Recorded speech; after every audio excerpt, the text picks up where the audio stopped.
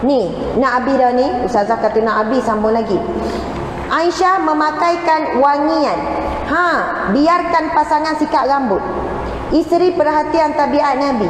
Masya Allah, Allahu Akbar. Tengok Urwah pernah ditanya, adakah wanita yang sedang haid? Okey, sekian-sekian. Lalu Urwah menjawab, okey, Aisyah pernah memberitahuku bahawa dulu beliau menyikat rambut Nabi sedangkan dia dalam haid. Ketika Rasulullah berada di bahagian tepi masjid, baginda mengulurkan kepalanya kepada Aisyah yang berada di dalam biliknya. Lalu beliau menyikat rambut baginda meskipun beliau sedang haid. Kan rumah Rasulullah duduk sekitar Masjid Nabawi. Jadi ketika ni Aisyah sedang haid duduk dalam rumah. Jadi Nabi ni dia nak bermanja dengan isteri ni, Nabi panggil Aisyah dan hulur kepala melalui tingkap. Lalu Aisyah pun sikat rambut Nabi. Saya nak tanya, Nabi boleh tak sikat sendiri? Boleh. Tetapi Nabi nak tunjukkan satu amalan yang boleh merapatkan hubungan suami isteri, iaitu biarkan pasangan sikat rambut. Dan kita tak payahlah nak hulur kot tikar. Faham tak? Tak payah tiba-tiba keluar ke rumah. Mak ya ni kepala kita ni. Sebab Nabi masa tu duduk dalam masjid dan Aisyah ni sedang haid. Jadi Allah kepala tu sebab Aisyah tak boleh keluar daripada rumah. Sebab bila keluar dari rumah masuk masjid lah tu. Sedangkan sedang haid. Jadi Nabi nak kekalkan hubungan ni, kemesraan ni, Nabi Allah kepala. Lalu Aisyah pun sikat rambut. Saya nak tanya sini, siapa pernah sikat rambut suami dia? Angkat tangan. Okey. Ni suami pula orang lelaki, siapa pernah sikat rambut isteri dia? Angkat kaki. Pernah? Subhanallah. Pernah sikat rambut isteri? Ustaz? Suka tu, kalau suka gitu tak pernah. Subhanallah. Malam ni sebelum tidur buat sekali. Ketar gegar kerana petangan buat sekali. Ketar nak sikat, dah biasa buat. Padahal itu sunnah Nabi. Nabi sikat rambut isteri, isteri sikat rambut suami. Dan ada wak kata ustazah, botak dah kepala tu lelaki nak sikat kerana. Dah baru dengar hadis tu, rambut pun dah berapa ada dah. Kita kan bila sikat rambut isteri tu kan, sikat bang apa senyap tupah tu. Banyaknya ubang kepala awak. Kalau ikutkan ubang ni dah lama dah awak nak mati ni. Cakap pasal mati kan bagus. Awak 2 kali ganda lagi cepat mati bang. Sebab ubang penuh dah. Saya ada lagi tang sikit-sikit. Sebenarnya tak yalah, tak cakap gitu pun tak apa, terpulang. Balik malam ni ambil sikap. Bang, nak tidur dah ke ayahmu? Wak benda lagi malam-malam lewat Ustazah Asmat dah lah ceramah panjang. Je tak. Ambil sikat-sikat sikit. Dah buat apa pula ni? Boleh pahala kita buat sunnah Nabi. Mula-mula rasa macam tak biasa. Lama-lama pagi-pagi tu mari dekat olah kepala. Sikat. Romantik tak? Romantik. Nabi buat. Boleh pahala tak? Mesti boleh pahala. Sebab tu sunnah Nabi. Allahu Akbar. Susah ke rasa boleh buat? Boleh buat tak rasa? Apa payah dengan anak anggur? Boleh buat tak?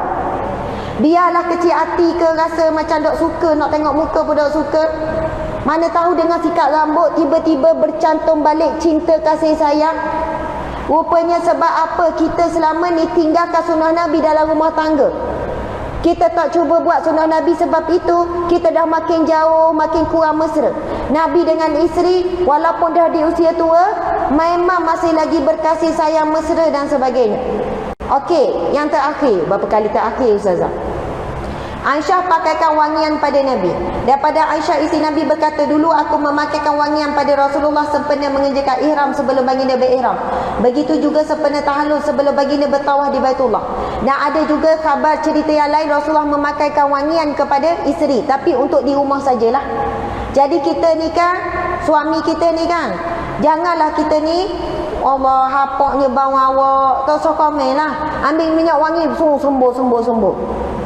Suami siapa lah wangi ni? Buat tanya. Untunglah siapa jadi isteri dia, padahal kita lah buat gurau gitu dah.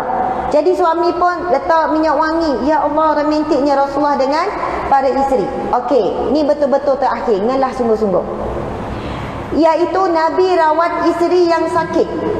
Nabi akan merawat isteri yang sakit. Aisyah bercerita, apabila ada isteri Rasulullah yang sakit, baginda sendiri akan menjampinya dengan ayat pelindung. Kemudian semasa baginda sakit, baginda membawa kematiannya. Aku pula yang menjampinya. Cuma aku usapkan Nabi dengan tangan baginda sendiri, kerana sudah tentu lebih besar keberkatannya daripada tanganku.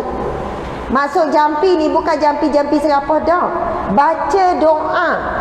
Guna tangan baca doa. Kalau isteri Nabi sakit, Nabi bacakan doa untuk isteri supaya diberikan kesembuhan. Kemudian bila Nabi pula sakit, isteri Nabi pula bacakan doa, tapi guna tangan Nabi sebab tangan Nabi lebih berkat. Dan satu lagi, apa yang Nabi buat sangat romantik ketika sakit.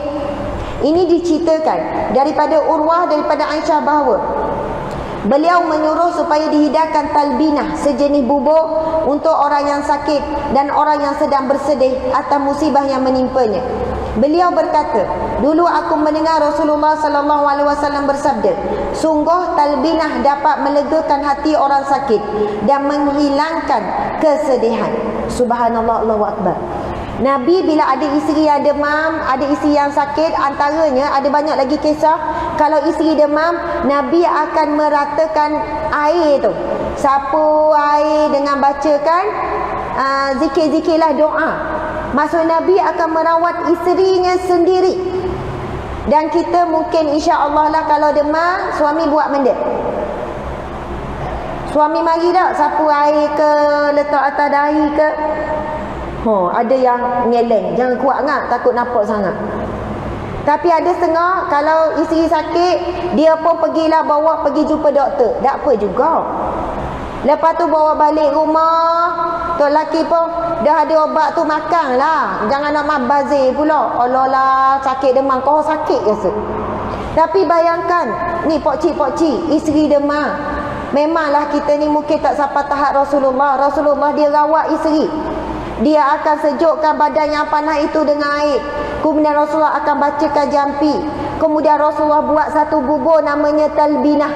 Yang mana Rasulullah pesan kalau ada orang sakit, lepas tu ada orang sedang sedih, tengah stres ke, tengah sedih ke, Nabi kata talbinah itu boleh menceriakan orang sedih dan boleh memberikan keringanan pada orang sakit.